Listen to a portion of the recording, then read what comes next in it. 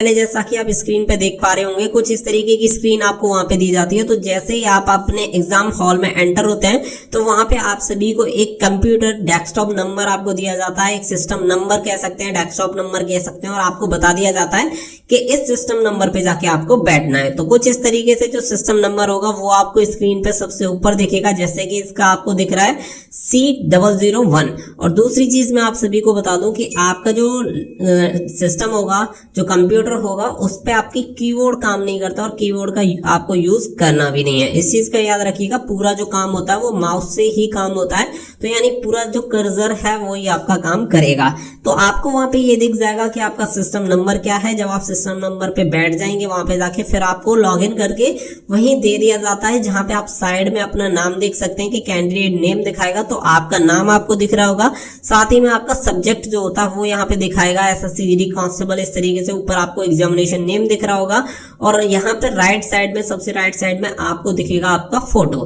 तो ये चीजें दिखती है। साथ ही में सबसे ऊपर आपका यहाँ पे जो ये दिख रहा है लोगो, इस तरीके से सबसे ऊपर आपका रोल नंबर यहाँ पे हो सकता है। तो ये सारी चीजें आप सभी को वहां पे दिखती हैं। इसके अलावा नीचे आप सभी को जो ऑप्शंस दिए गए हैं, नीचे आप सभी को बोला जाता है लॉगिन करने के लिए। तो लॉगिन करने के लिए आपको एक टाइम दिया जाता है कि जब आपको बोला जाए तभी आपको बता दिया जाता है कि पासवर्ड में आपको क्या डालना है। तो पासवर्ड में हो सकता है कि आपकी डेट ऑफ बर्थ हो, या आपको कोई अलग से पासवर्ड प्रोवाइड कराया जाता है आपके एडमिट कार्ड पे, तो वो वहां पे आपको फिल करना होता है। तो उसके लिए आप सभी को बता दिया जाता है, तो वो आपको वहां पे फिल करना होता है। जैसे ही आप अपना रोल नंबर और पासवर्ड वगैरह ये जो फिल कर लेंगे डिटेल्स, फिर आपको बोला जाता है साइन इन करने के लिए। और जब तक आपको कोई इंस्ट्रक्शन ना दिया जाए तब तक आपको कोई भी एक्टिविटी उस पर नहीं करनी है।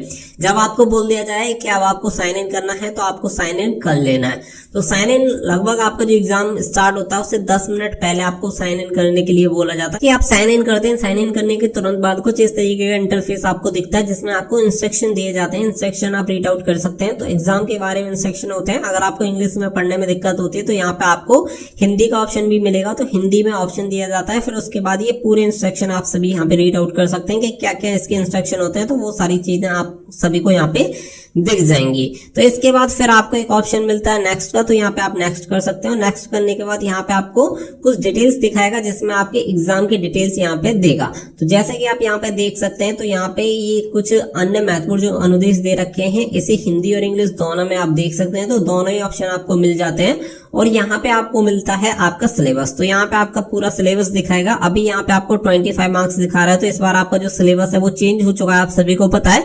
तो यहाँ पे आपको 20 क्वेश्चंस दिखाएगा। टोटल यहाँ पे नंबर ऑफ क्वेश्चंस दिखाएगा 80, और उसके लिए मार्क्स दिखाएगा 160, क्योंकि हर एक क्वेश्चन के लिए आपको 2 नंबर दिए जाएंगे। ये बस एक डेमो है। साथ ही में यहाँ पे आप सभी को बताया जाएगा कि इस 60 मिनट का समय आपको दिया जाएगा, जिसमें आपको 80 क्वेश्चन अटेम्प्ट करने होंगे। वो सारी इंस्ट्रक्शन आप सभी को यहाँ पे देखने के लिए मिलते हैं। तो ये बेसिक चीजें ही आपको वहां पे थोड़ी डिफरेंस देखने के लिए मिलेंगी, जो कि चेंज हो चुकी हैं। इसके अलावा नीचे आप सभी को मिलता है चूज योर डिफॉल्ट लैंग्वेज, यानी किस भाषा में आप अपना पेपर देखना चाहते हैं।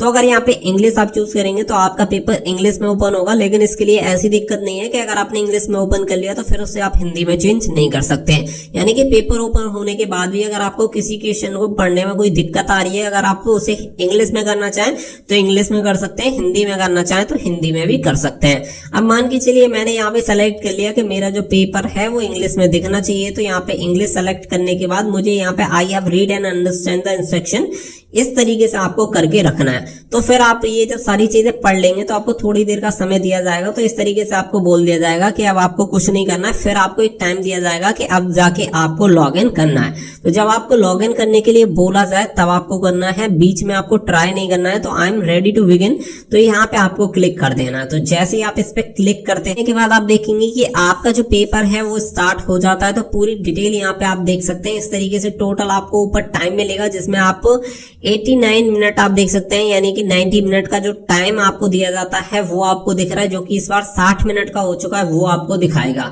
क्योंकि ये जो डेमो मैं आपको दे रहा हूँ 2021 वाली भर्ती का है, इसलिए दे रहा हूँ ताकि आप सभी को पहले से ही सारी चीजें क्लियर हो जाएं। इसके अलावा यहाँ पे आपको आपके जो सेक्शंस होंगे वो दिखेंगे। जैसे पहला आपका जो सेक्शन है वो जनरल इंटेलिजेंस, फिर आपका जनरल नॉलेज, फिर एलिमेंट्री मैथमेटिक्स, फिर आपका पार्ट डी जो होता है वो हिंदी और इंग्लिश जो भी आप सेलेक्ट करना चाहें, जैसे कि आप चाहते हैं कि मैं जो इसका पेपर है वो हिंदी वाला देना चाहता हूं, तो आप हिंदी पे यहाँ पे इस तरीके से आपको टिक करना होगा। तो टिक करने के बाद क्या होगा, अब आपका ये हिंदी का खुलेगा और हिंदी में आपको इसके आंसर्स देने हैं। इसी तरीके से ये जो सेक्शन होते हैं वो यहाँ पे ओपन होते हैं, जैसे कि जनरल इंटेलिजेंस आप यहाँ पे देख सकते हैं। अब मैं इसे पढ़ रहा हूँ तो मुझे दिक्कत हो रही है कि मैंने इसकी जो लैंग्वेज है वो इंग्लिश में सेलेक्ट करनी है, लेकिन मैं इसे हिंदी में देखना चाहता हूँ। तो आपको क्या करना है कि यहाँ पे राइट साइड में देखेंगे, आप देखिए यहाँ पे व्यू इन, इस तरीके से ही हिंदी और इंग्लिश का ऑप्शन ओपन होता है। तो मैं इसे हिंदी पे जैसे ही सेलेक्ट करूंगा तो आप देखेंगे कि अभी जो क्वेश्चन मेरा इंग्लिश में दिखा रहा था अब आपको हिंदी में शो होने लग जाएगा। तो इस तरीके से ये आपका हिंदी में यहाँ पे शो हो रहा है। अब आपने इसे यहाँ पे रीड किया और आपने यहाँ पे इसका उत्तर दिया, तो अब आप इसे पूरे को देखेंगे और आप यहाँ पे आप उत्तर देंगे तो आपको लगा कि इसका जो उत्तर है ए सही है, तो आपने ए पे सेलेक्ट कर दिया। और ए पे सेलेक्ट करने के बाद जैसे ही आप इसे सेव एंड नेक्स्ट करेंगे तो आप देखेंगे कि फर्स्ट वाला जो ऑप्शन है चूज एन क्वेश्चन वाला वो ग्रीन हो चुका है। ग्रीन का सीधा सा मतलब होता है, ऊपर आप देख सकते हैं ग्रीन का मतलब होता है आंसर, यानी कि आप इसका आंसर कर चुके हैं। और जो रेड दिख रहा है वो इसका मतलब है कि आपने इसका आंसर नहीं किया है। और अगर व्हाइट आपको दिख रहा है तो ये नेक्स्ट आगे वाले 3, 4, 5 इसका मतलब है नॉट विजिटेड, यानी कि अभी तक आप इन क्वेश्चन को आपने नहीं देखा है। और ऐसे क्वेश्चन जो कि आपको कुछ इस तरीके से दिखेंगे, तो यहाँ पे अगर आपको इस तरीके से कोई भी आपको दिखता है तो आपको इससे ये क्लियर हो जाएगा कि आपने इसे मार्क किया हुआ है। तो मार्क करने का भी ऑप्शन आपको दिया जाता है, यानी कि कोई क्वेश्चन है, मुझे लगता है कि मैं इसे सॉल्व तो कर सकता हूँ बट अभी ये टाइम टेकिंग है, जब मेरे पास टाइम बचेगा तो मैं इस क्वेश्चन को देखूंगा। तो आप इसके लिए क्या कर सकते हैं, mark and review and next कर सकते हैं। तो मार्क फॉर रिव्यू कर दिया और इसे नेक्स्ट कर दिया तो आप देखेंगे ये वाला कलर इस पे हो गया है, यानी कि इसे मैंने मार्क कर दिया है। अब जब मेरे पास टाइम होगा तब मैं इसे देख लूंगा, यानी मुझे लगता है मैं इसे सॉल्व कर सकता हूँ, लेकिन मैं टाइम इस पे वेस्ट नहीं करूंगा और इसके बाद मैं आगे बढ़ जाता हूँ। तो इसी तरीके से टोटल आपको यहाँ पे दिखाएगा मार्क फॉर करेक्ट आंसर, तो यहाँ पे आपको दिखाएगा 2 नंबर और नेगेटिव मार्किंग के दिखाएगा आपको 0.50। तो ये आपका दिखाएगा टोटल, क्योंकि इस बार सिलेबस में जो चेंजेस हुए हैं उसकी वजह से। अब आपको लगता है कि डायरेक्टली मुझे क्या है कि अभी मैं जनरल इंटेलिजेंस दे रहा हूँ, रीजनिंग, फिर मुझे लगता है कि नहीं मुझे पहले मैथमेटिक्स करना चाहिए। तो यहाँ पे ऊपर आपको सेक्शन दिख रहे हैं, तो डायरेक्टली आप यहाँ पे सी वाले ऑप्शन पे जा सकते हैं, यानी पार्ट सी एलिमेंट्री मैथमेटिक्स, जो कि मैथमेटिक्स मैथ का हिस्सा है, आप इस पर डायरेक्टली जा सकते हैं। अब आपको लगता है कि नहीं मुझे 20 से ही 15वां कोई क्वेश्चन देखना है, कौन सा है, तो डायरेक्ट आप 15वें क्वेश्चन पे सेलेक्ट करिए, तो सीधा आप देखेंगे ये क्वेश्चन नंबर 15 आपका यहाँ पे ओपन हो चुका है। तो आप डायरेक्टली यहाँ पे क्वेश्चन नंबर 15 का आंसर दे सकते हैं। अब अभी आपने इसका आंसर नहीं दिया, बस इसे आपने देख लिया, तो ये आपका रेड हो गया है। तो इस तरीके से आपका ये जो रेड आपको दिख रहा है, आप देख सकते हैं कि रेड आपको यहाँ पे दिखेगा। तो आपने अभी तक इसका आंसर नहीं दिया, बट जैसे ही आप इस पर टिक करेंगे और टिक करने के बाद आप इसे सेव एंड नेक्स्ट कर देंगे, तो सेव एंड नेक्स्ट होते ही ये ग्रीन हो जाएगा, यानी आप इसका आंसर दे चुके हैं। तो ऊपर आपको दिखा देगा कि इसका मतलब ये है, तो आप इसका आंसर दे चुके हैं। और टोटल आपको दिखा रहा है कि इस वाले सेक्शन में 1 का आंसर आपने दिया है, 2 के आंसर नहीं दिए हैं, और 22 अभी ऐसे क्वेश्चन हैं जिन पे अभी तक आप नहीं गए हैं, जो कि आपको व्हाइट कलर में दिख रहे हैं। तो इस तरीके से आपका पेपर होता है और ये सेम इंटरफेस होता है। इसकी आपको प्रैक्टिस जरूर कर लेनी है, ताकि आपको वहां पे किसी इंटरफेस में कोई दिक्कत ना हो, क्योंकि वहां पे बहुत सारे कैंडिडेट जो भी फर्स्ट टाइम अपेयर होंगे एग्जाम में, उन्हें बहुत सारी दिक्कत होती है। तो हमें इस तरीके की कोई दिक्कत नहीं होनी चाहिए। आपको अगर इसमें कोई भी डाउट लगता है तो आप मुझे कमेंट सेक्शन में पूछ लेना। यहाँ पे व्यू इंस्ट्रक्शन में दोबारा से आप इंस्ट्रक्शन देख सकते हैं, रीड इंस्ट्रक्शन कर सकते हैं। हिंदी इंग्लिश में किसी भी क्वेश्चन को कभी भी कहीं पे भी चेंज कर सकते हैं, किसी भी सेक्शन में डायरेक्टली जा सकते हैं। जो भी सेक्शन आपको देना है, चाहे आप जैसे रीजनिंग देना चाहते हैं तो रीजनिंग दें, अगर आपको लगता है जनरल नॉलेज देना चाहता हूं मैं पहले, तो जनरल नॉलेज दे सकते हैं, मैथमेटिक्स दे सकते हैं। अगर आपको बीच में लगता है कि जैसे कि हिंदी के आपने कुछ आंसर दे दिए, अभी आपको लगता है कि नहीं मुझे इंग्लिश का देना चाहिए, तो आपको क्या करना पड़ेगा, पार्ट डी पे आपको सेलेक्ट करना है।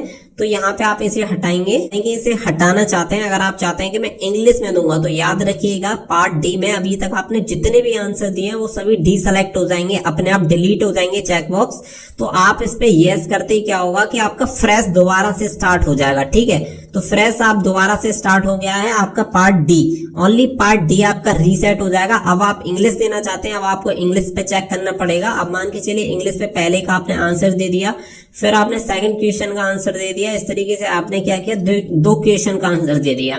इस कंडीशन में आपको लगता है यार इंग्लिश तो बहुत टफ है, मुझे इंग्लिश नहीं देनी चाहिए, तो अब आप ये भी कर सकते हैं, इंग्लिश को छोड़ के फिर दोबारा हिंदी पे जा सकते हैं। बस ये होगा कि आपके जो इंग्लिश के आंसर दिए हैं वो सभी दोबारा से डीसेलेक्ट हो जाएंगे। तो अब आप देख सकते हैं कि जैसे ही आपने दिया तो इस पे यस करेंगे, तो अब आप यहाँ पे हिंदी पे जैसे ही करेंगे तो वो रीसेट हो जाएगा। तो रीसेट करने के लिए आपको करना है यस इस पे रीसेट पे, और रीसेट कर देंगे। रीसेट करने के बाद फिर से रीसेट करेंगे और आपका रीसेट हो चुका है। और पार्ट डी पे आप फिर से हिंदी सेलेक्ट करके दे सकते हैं। लेकिन मैं आपको सजेस्ट कर दूं कि पहले ही एक बार डिसाइड कर लेना कि आपको हिंदी देना है या इंग्लिश देना है, घर से ही डिसाइड करके जाना। अगर आप इस कंफ्यूजन में रहे तो आपका बहुत सारा टाइम यहाँ पे वेस्ट हो जाएगा, जो कि आपका नहीं होना चाहिए। तो इसीलिए मैंने आपको पहले से ही इसका पूरा इंटरफेस बता दिया है और पूरी चीजें मैंने आपको क्लियर कर दी है। अगर आप चाहें तो आप इसकी प्रैक्टिस भी कर सकते हैं, मैं लिंक आपको वीडियो के डिस्क्रिप्शन में प्रोवाइड करा दूंगा। तो मिलते हैं अगली वीडियो में। So thank you for watching. जय हिंद, जय भारत।